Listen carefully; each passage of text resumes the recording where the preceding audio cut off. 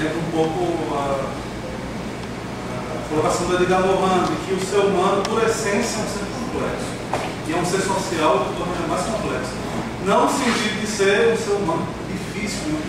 Mas de que ele é constituído de múltiplos níveis. Isso a gente precisa refletir um pouco mais, contextualizar um pouco mais a prática, né? Perceber que nós não somos hoje o que éramos há 10 anos, quanto mais uma doutrina, né, que começou, deu a primeira palavra 150 anos atrás. Isso é um ponto para se refletir. Bom, então agora eu chamo para a tribuna, né, nosso colega Júlio César, que vai falar sobre espiritismo, direitos humanos e autoridade.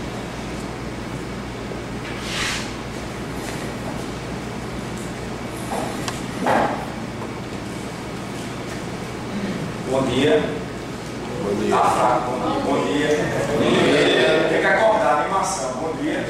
Bom dia. É um prazer enorme para mim e agora a responsabilidade ainda maior de ser o representante da ACEP nesse evento e depois de duas brilhantes exposições que me antecederam.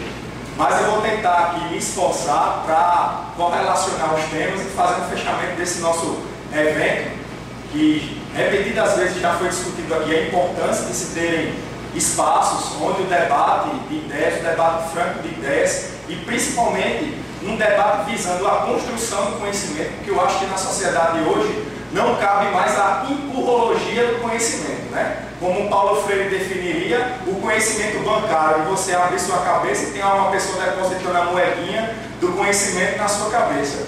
Eu acho que a sociedade hoje, a dinâmica da sociedade hoje, se inclina muito mais para a tentativa de construção do conhecimento, principalmente a partir da perspectiva de diversas visões de mundo diferentes.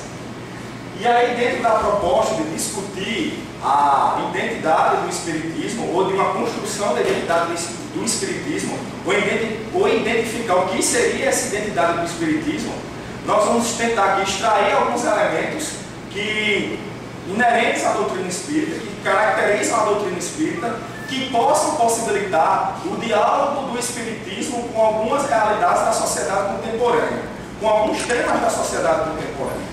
Porque na minha visão, na minha interpretação, o que falta hoje ao espiritismo e ao movimento espírita, como geral, é um diálogo maior com as interpretações da realidade contemporânea, né? Com os novos aspectos, os novos princípios da sociedade contemporânea. Então, nessa ideia e nessa visão, a gente vai tentar extrair alguns elementos que vão possibilitar esse diálogo ou esse não diálogo do espiritismo, e isso a gente só vai chegar à conclusão ou não depois, com essa nova realidade social, certo? E aí, para apontar, eu apresento um novo tríplice aspecto do espiritismo. A minha pretensão é apresentar um novo tríplice aspecto do espiritismo, mas é uma ideia que eu já venho defendendo há algum tempo, né? Que são algumas características ontológicas inerentes ao espiritismo e que têm sido pouco debatidas no movimento espírita, mas que demonstram por si só a riqueza e a grandeza conceitual do próprio espiritismo. E essas características que eu indico são justamente essas. Entender o espiritismo como uma doutrina progressista, como uma doutrina universalista e como uma doutrina humanista. Então vamos avançar. Primeiramente, como seria a caracterização desse espiritismo como uma doutrina progressista? E aí eu vou citar aqui os ensinamentos do nosso codificador. O último caráter da revelação espírita, e aí a gente coloca revelação entre aspas, né? O último caráter da revelação espírita é que, apoiando-se em fatos, tem que ser e não pode deixar de ser essencialmente progressiva, como todas as ciências de observação. E complementando a ideia de Kardec, temos aqui a ideia também de Leon Denis. Allan Kardec, posto sempre de aviso contra o dogmatismo e o espírito de seita, recomendando-nos sem cessar nas suas obras que não deixemos cristalizar o espiritismo. E o que é que essa visão de progressismo da doutrina espírita ela traz? Eu costumo dizer que essa visão do espiritismo como uma doutrina progressista, ela descamba em duas consequências. A primeira consequência é uma consequência ligada à própria doutrina espírita em si. O espiritismo não é uma doutrina fechada em seus conhecimentos. E aí muitas vezes as pessoas me questionam, as pessoas próximas a mim, mas por que essa sua preocupação de definir o espiritismo como religião ou o espiritismo como não religião? Isso é uma questão de palavras, papapá. Bom, particularmente, percebo uma ideologia por trás desse conceito de religião, de espiritismo ser religião ou não ser religião. Porque a ideia de entender o espiritismo como uma religião é a ideia de sacralização dos princípios espíritas, é a ideia de sacralização dos ensinamentos espíritas, é a ideia de sacralização do conhecimento espírita. E quando eu sacralizo o conhecimento espírita, como eu coloco aquelas verdades ou aqueles enunciados ditos por Kardec há 150 anos atrás como algo sagrado, eu dogmatizo o conhecimento e eu não possibilito a abertura desse conhecimento para o diálogo com as novas realidades, os novos princípios. Aí eu estou querendo dizer com isso que nós devemos abandonar os conceitos espíritas e adaptar os conceitos espíritas ao nosso bel prazer. Não se trata disso, porque o espiritismo, para ser identificado como espiritismo, ele se assenta em alguns princípios. Só que esses princípios também podem ser questionados, podem ser discutidos, podem ser debatidos, podem ser modificados para uma interpretação maior, no sentido de abarcar mais ideias, ou também podem ser reduzidos ou até substituídos as palavras.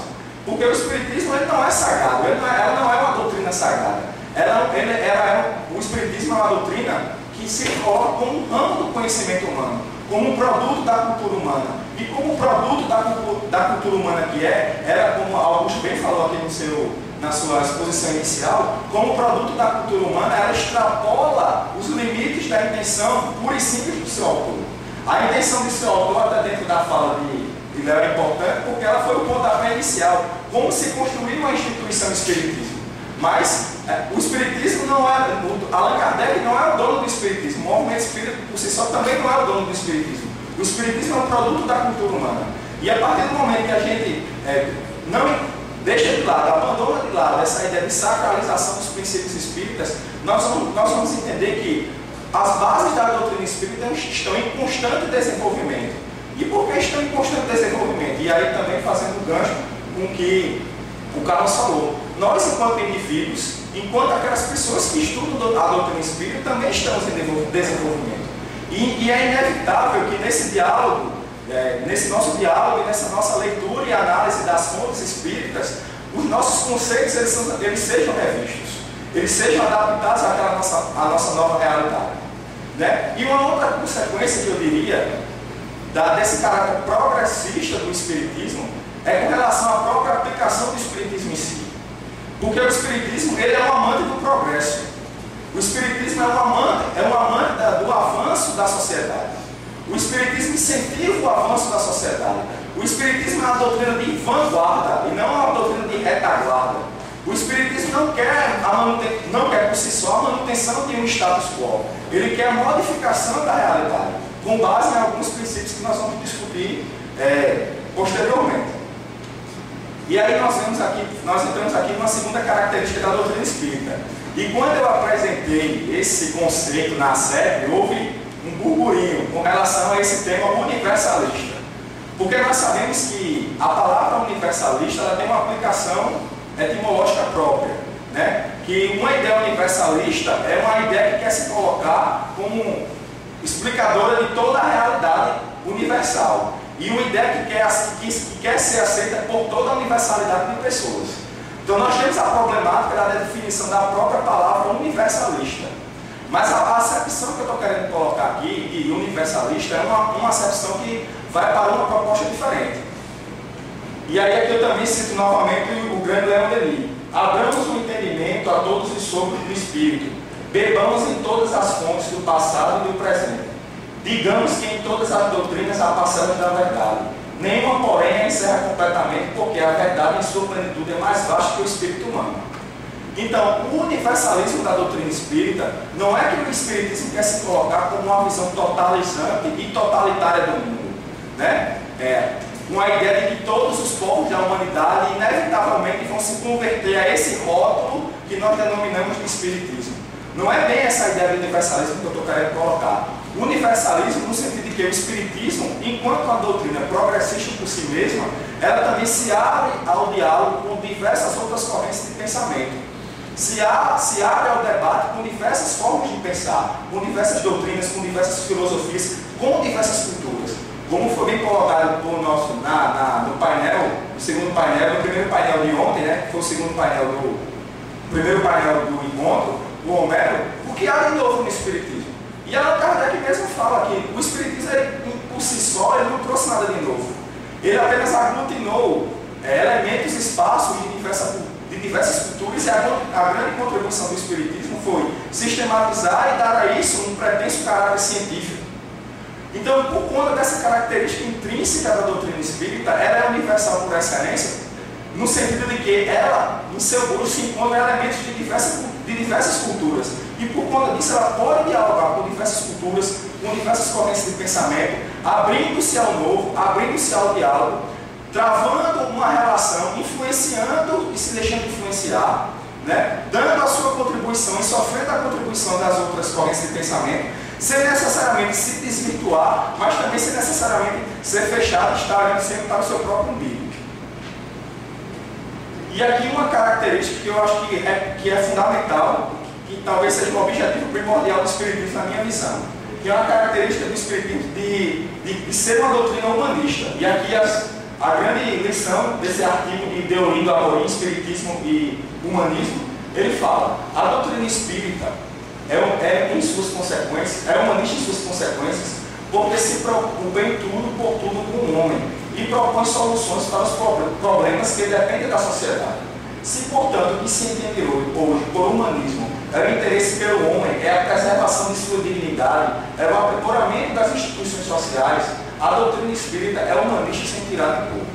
E qual é a consequência do Espiritismo? E aí nos meus debates, nos meus diálogos, tanto no movimento federativo quanto na ACEP, eu costumo dizer que toda a obra de Allan Kardec, os mais de 400 livros que Chico Xavier escreveu, né, a Confederação Espírita Pan-Americana, a Federação Espírita Brasileira, os milhares de centros espíritas do Brasil, tudo isso tem um único objetivo: o ser humano. E eu pergunto, é o ser humano espírita? Não. O ser humano enquanto ser humano. Então o Espiritismo é humanista porque o Espiritismo ele valoriza o ser humano independentemente de seus rótulos.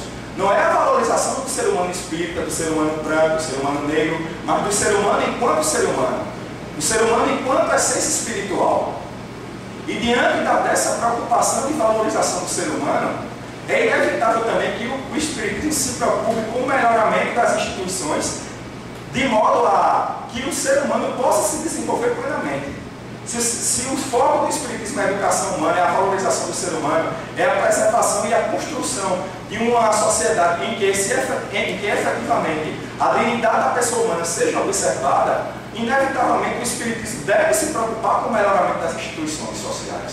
O Espiritismo se preocupa sim com o melhoramento das leis, com o melhoramento da Constituição, com o melhoramento da democracia, com o melhoramento da justiça, com o melhoramento dos poderes, porque isso está diretamente ligado ao ser humano, com o melhoramento das relações de poder, porque o Espiritismo se volta para o ser humano enquanto ser humano. E aqui já foi repetidamente dito isso. O objetivo do Espiritismo não é fazer prosélitos. Uma vez eu disse isso num encontro de evangelizadores, num determinado centro espírita, e as pessoas ficaram chocadas com o que eu disse. Mas o objetivo do Espiritismo não é formar espíritas. O Espiritismo não está preocupado, na minha visão, com que quando o IBGE, o censo bater lá na porta, as pessoas se declaram espíritas. Esse não é o objetivo do Espiritismo. Para o Espiritismo, na minha interpretação, se ele de alguma forma contribuir para o melhoramento dessa pessoa e essa pessoa se tornar um agente de transformação da sua realidade, o Espiritismo por si só já cumpriu o seu papel. Independentemente se essa pessoa vai se declarar ateia, se essa pessoa vai se declarar católica, porque o objetivo do Espiritismo é dar uma contribuição para o melhoramento da pessoa e, consequentemente, conscientizar essa pessoa acerca de seu papel no mundo.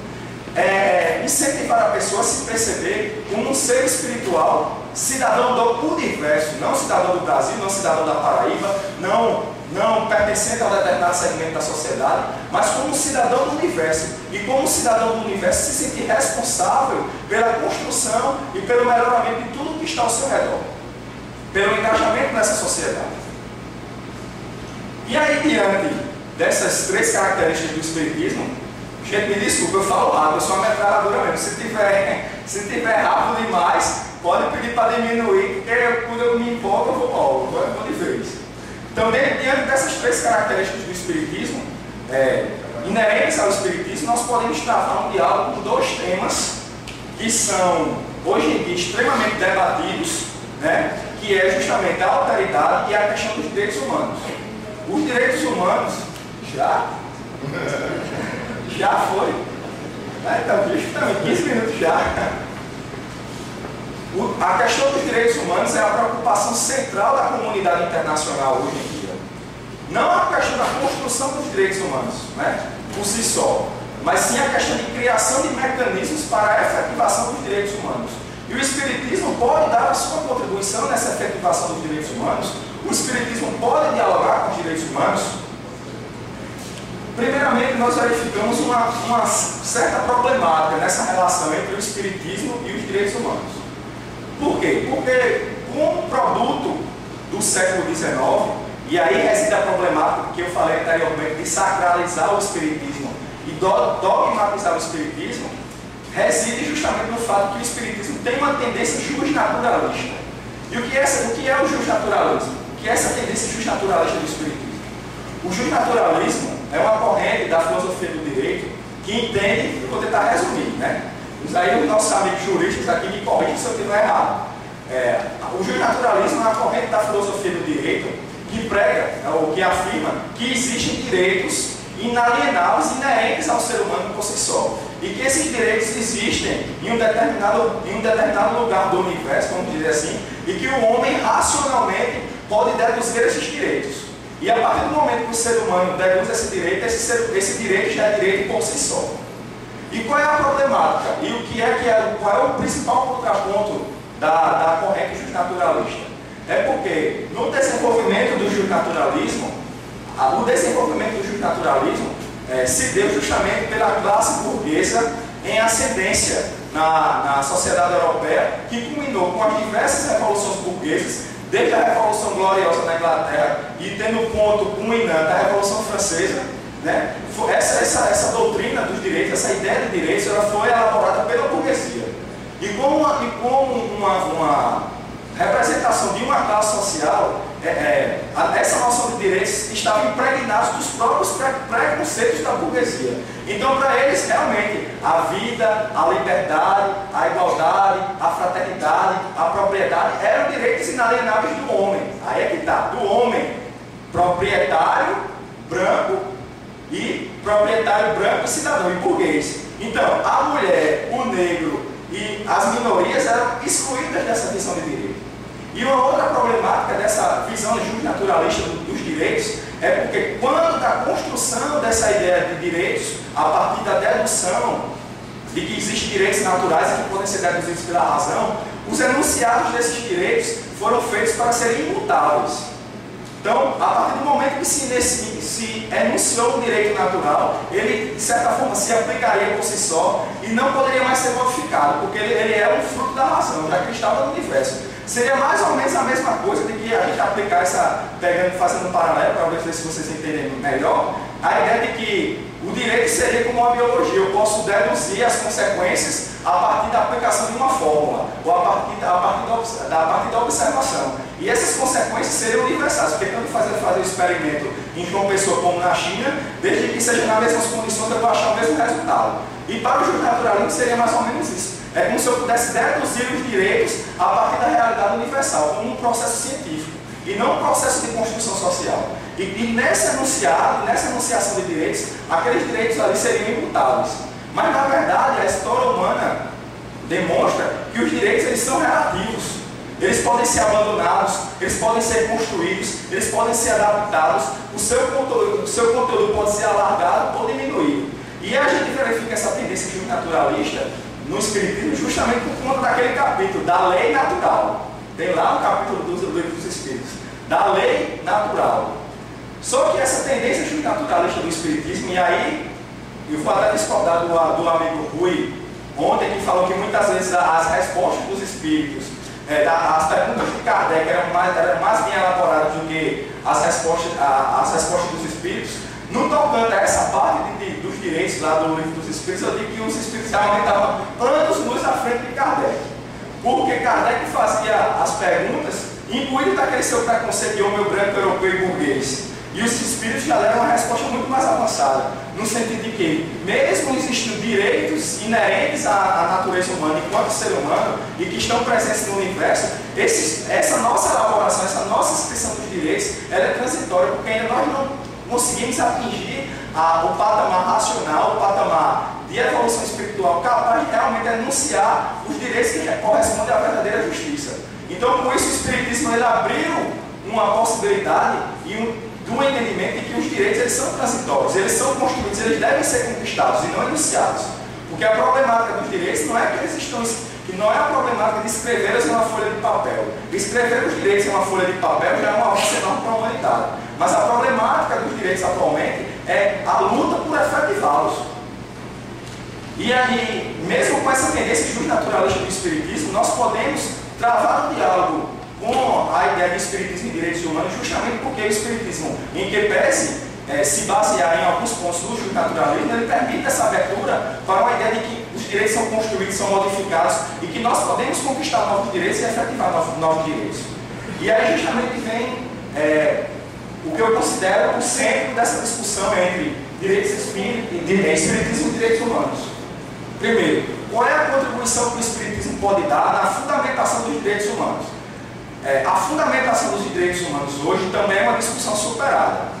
Norberto Bobbio, um grande filósofo italiano, no livro A Era dos Direitos, ele coloca que a preocupação central de hoje em dia não é justificar mais a importância dos direitos humanos, porque a partir da Declaração Universal dos Direitos do Homem e do Cidadão de 1948, levada a efeito pela ONU, de certa forma os direitos humanos foram adotados foram considerados adequados e bons pela maioria das sociedades humanas. Mas mesmo assim podemos dizer que o Espiritismo dá uma contribuição nessa fundamentação dos direitos humanos. E de que forma seria essa contribuição do Espiritismo? Primeiramente, porque o Espiritismo ele propõe uma inversão paradigmática na própria visão do ser humano. Enquanto a tradição do pensamento religioso ocidental é entender o ser humano como um ser que cometeu um pecado original e que esse pecado original é transmitido em sucessivas gerações através do ato sexual, e a consequência principal disso é que, independentemente do que eu faça, eu já sou pecador. E como eu sou pecador, eu tenho que construir todo um mecanismo para abafar o pecado humano e redimir o ser humano dessa sua mácula, que ele adquiriu independentemente de ter feito qualquer tipo de atitude. Só pelo fato de nascer e ser ser humano, na visão das religiões tradicionais que a sociedade ocidental incorporou em seu cotidiano, o ser humano já é por si só pecador, ao nascer, só pelo fato de ser humano. E o Espiritismo ele promove a inversão paradigmática nessa ideia, porque para o Espiritismo o ser humano não é bom nem é mau. Se formos levarmos até as últimas consequências, no fundo o Espiritismo nem acredita em bem e mal. Porque se nós estamos evoluindo, se nós somos frutos de uma construção que parte de um determinado ponto, que é o ponto que somos espíritos simples e ignorantes, tudo que vivenciamos são experiências para nós. Reflete no nosso aprendizado, reflete na nossa construção. Essa ideia de bem e mal é um conceito axiológico valorativo que nós damos às nossas situações. Então nós dizemos que em um determinado momento o bem é aquilo que nos traz felicidade e o mal é aquilo que nos traz sofrimento. Mas se percebermos a partir de uma ideia universal, talvez isso não seja adequado. Porque na verdade, tanto o bem que fazemos como o mal que fazemos, ele reflete no nosso crescimento.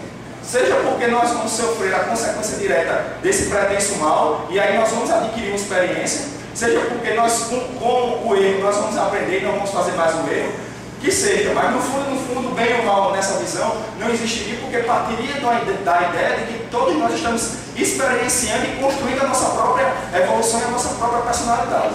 Então, a partir desse momento, com essa versão paradigmática, a ideia que o Espiritismo traz é de que nós temos que criar mecanismos sociais, mecanismos de vivência na sociedade, mecanismos educacionais que possibilitem o ser humano a se desenvolver plenamente, sem taxá-lo de pronto como pecador ou não pecador, como pecador ou salvo, porque na verdade não há essa preocupação. A preocupação é de desenvolver o ser humano e possibilitar ao ser humano que ele se construa enquanto indivíduo.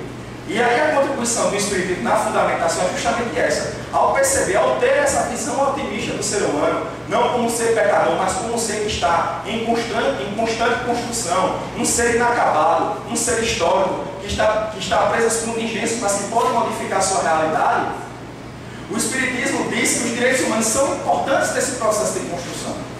Sem os direitos humanos, é impossível o ser humano se desenvolver plenamente na sociedade que temos hoje.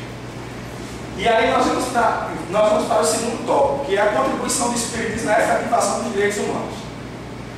E aí nós temos uma problemática grande, porque no próprio âmbito do direito, hoje em dia, não se sabe como criar mecanismos de efetivação destes direitos humanos.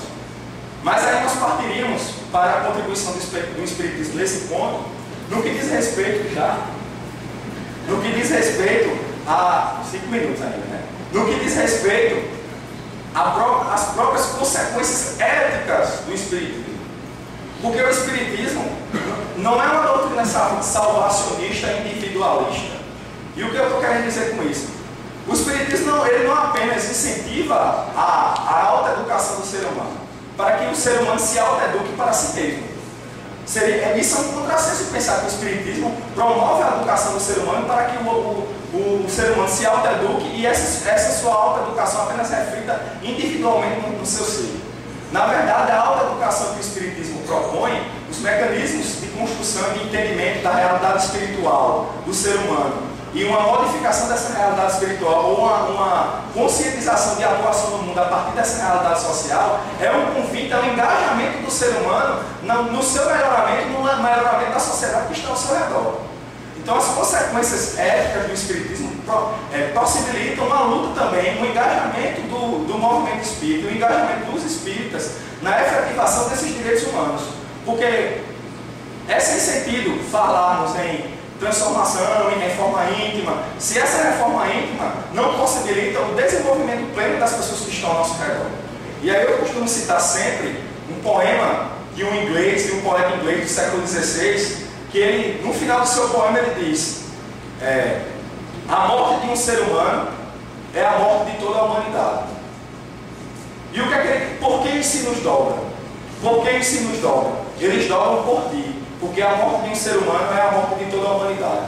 E o que é que ele quer dizer com isso? Quer dizer que nós devemos carregar o peso das culpas, de todas as desgraças que existem no planeta Terra? Não. Ele quer dizer que existe uma teia de solidariedade, uma teia de interrelacionamento entre todos nós. Então, é nos sentirmos responsáveis pela felicidade ou pela infelicidade do nosso próximo. Mas não é o nosso próximo, nosso vizinho, ou nosso próximo brasileiro. É o nosso próximo enquanto cidadão do mundo, tanto quanto eu.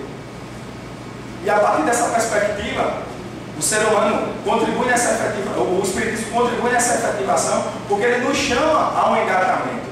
E é um engajamento na luta pela liberdade, na luta pela igualdade, um engajamento no sentido de perceber as questões políticas e sociais, não a partir do meu prisma enquanto espírita, mas a partir também do prisma da pluralidade existente na sociedade. E isso é uma preocupação muito grande que eu tenho. Muitas vezes os espíritos defendem determinadas posições, ser contra o aborto, ser contra isso, ser contra aquilo, defendendo a descriminalização ou não a descriminalização do aborto, mas o fazem apenas preocupado com o ponto de vista do espiritismo.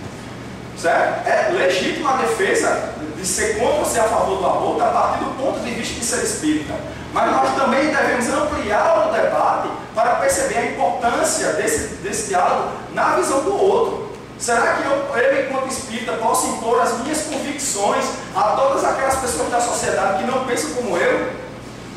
Se eu sou espírita e sou contra o aborto, não aborto, ou determinada outra questão, é legítimo eu impor essa minha visão de mundo, já que eu interpreto as coisas a partir da ideia da realidade espiritual, para todas as pessoas que não pensam como eu? Esse é o grande debate que deve ser feito, né, no movimento espírita. E quando eu digo dessa contribuição do Espiritismo na efetivação dos direitos humanos, eu digo justamente isso, né? Nessa visão que o Espírito deve ter do caráter humanista da doutrina, de que as convicções pessoais elas devem estar separadas, ou elas devem ser separadas no momento do debate da pluralidade existente da sociedade. E aí nós vamos perpassar esse conceito de alteridade, que já foi bem trabalhado ontem por Raquel. Eu disse até agora, depois que Raquel falou, não vou falar mais nada. Foi bem trabalhado ontem por Raquel. E aí nós temos aqui a relação entre espiritismo e alteridade. E eu elaborei esse conceito de alteridade, é um conceito pessoal, para tentar entender como seria mais ou menos esse conceito de alteridade, que já foi muito bem explicado por Raquel, mas a gente vai tentar traçar algumas relações. A alteridade é a concepção que parte do pressuposto básico de que todo homem social interage e interdepende de outros indivíduos. Dessa forma, eu apenas existo a partir do outro, da visão do outro, o que me permite também compreender o mundo a partir de um olhar diferenciado, partindo tanto do diferente quanto de mim mesmo, sensibilizado que estou pela experiência do contato. Então, basicamente, a alteridade diz que o ser humano só se realiza enquanto ser humano a partir do contato com a outra pessoa. E aí ontem se falou muito em tolerância. E eu vou dizer para vocês que na minha concepção, tolerância e alteridade são conceitos diferentes. Porque para mim, tolerar uma pessoa é simplesmente aceitar que ela exista. Aceitar ela enquanto ela é. E eu estou tolerando a pessoa. Então, uma atitude tolerante é dizer, eu sou espírita e aceito que a outra pessoa seja evangélica, seja protestante. Isso é uma atitude tolerante. Mas uma atitude autoritária é muito mais do que isso, porque a alteridade não é apenas a tolerância. A tolerância é o primeiro passo da alteridade. Mas a alteridade é a construção de uma ponte de diálogo entre as pessoas que são diferentes. Essa que é a grande diferença.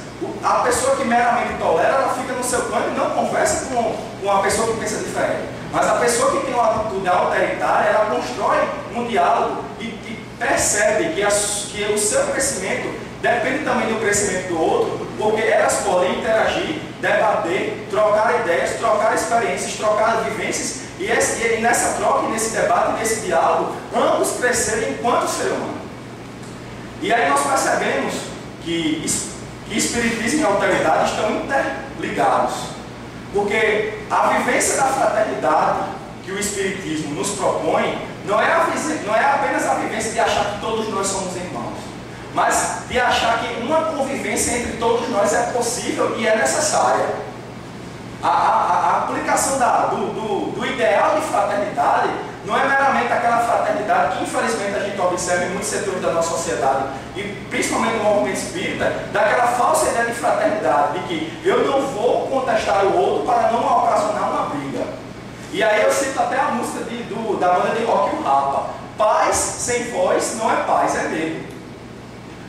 Porque nós temos a ideia de que a discordância, o debate, a altercação, tá certo, cara, tá certo, é ruim por si só. Nós somos criados nessa cultura de achar que quando nós debatemos a ideia, nós necessariamente temos que convencer o outro de que nós estamos certos. E aí a gente sempre acha que conflitar com alguém é ruim. Mas eu costumo dizer, o conflito por si só, ele não representa nada. O problema é o que a gente faz depois do conflito. Se nós vamos, a partir do conflito, criar uma ponte de diálogo entre nós, para que nós, a partir desse conflito, cresçamos enquanto seres humanos, o conflito cumpriu muito bem o seu papel. Se tornou uma ferramenta de crescimento, de nosso crescimento enquanto indivíduos. Mas geralmente a maioria das pessoas fazem do conflito uma fonte de inimizade. E aí é que está o ponto-chave da questão. A vivência da alteridade do movimento espírita, a vivência da fraternidade, a vivência do amor de Cristo, ou melhor dizendo, do amor de Jesus, não quer dizer que eu tenho que aceitar o que a pessoa está falando, que eu tenho que sempre aceitar aquilo que eu considero como injustiça, que eu sempre tenho que ficar passivo diante das situações, porque eu não posso quebrar a harmonia e a fraternidade do centro. Ora, Jesus mesmo não chamou os fariseus de raça de víboras, chegou, contestou todo tipo de práticas da sociedade judaica, e a gente pode afirmar que, inevitavelmente, que Jesus deixou de amá-los ou deixou de tratá-los como irmão só porque negou ou discordou deles em algum ponto? Não. A vivência da alteridade é justamente perceber que nós somos seres humanos diferentes, temos experiências diferentes, e nessa relação de mundos e de universos diferentes, os conflitos são naturais. E o que nós vamos fazer com esse conflito é o que definirá a nossa vivência fraterna ou a nossa inimizade. E aí, para terminar, eu coloco aqui duas citações, uma de Dom Helder Câmara: se discordares de mim, tu me enobreces. Enriqueces. Tu me enriqueces. Eu vi também como enobreces. Talvez o único caminho para o fim do preconceito não seja a eliminação das diferenças, mas ao contrário, a sua aceitação.